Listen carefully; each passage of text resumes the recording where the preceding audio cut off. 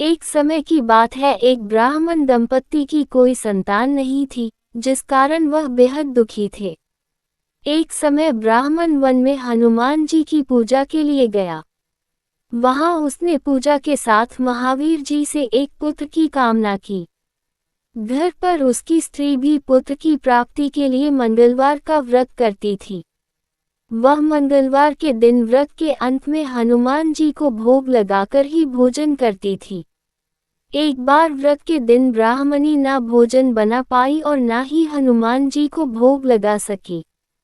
उसने प्रण किया कि वह अगले मंगलवार को हनुमान जी को भोग लगाकर ही भोजन करेगी। वह भूखी प्यासी 6 दिन तक पड़ी रही।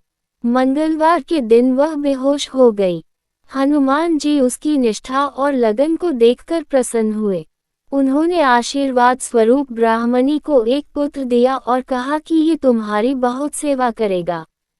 बालक को पाकर ब्राह्मणी अति प्रसन्न हुई। उसने बालक का नाम मंगल रखा। कुछ समय उपरांत जब ब्राह्मण घर आया, तो बालक को देख पूछा कि वह कौन है। पत्नी बोली कि मंगलवार व्रत से प्रसन्न होकर हनुमान जी ने उसे ये बालक दिया है। ब्राह्मण को अपनी पत्नी की बात पर विश्वास नहीं हुआ। एक दिन मौका देख ब्राह्मण ने बालक को कुएं में गिरा दिया। घर पर लौटने पर ब्राह्मणी ने पूछा कि मंगल कहाँ है। तभी पीछे से मंगल मुस्कुरा कर आ गया। उसे वापस देखकर ब्राह्मण आश्चर्यचकित रह गया।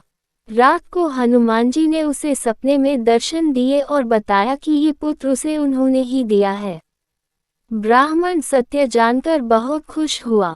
इसके बाद ब्राह्मण दंपत्ति प्रत्येक मंगलवार को व्रत रखने लगे।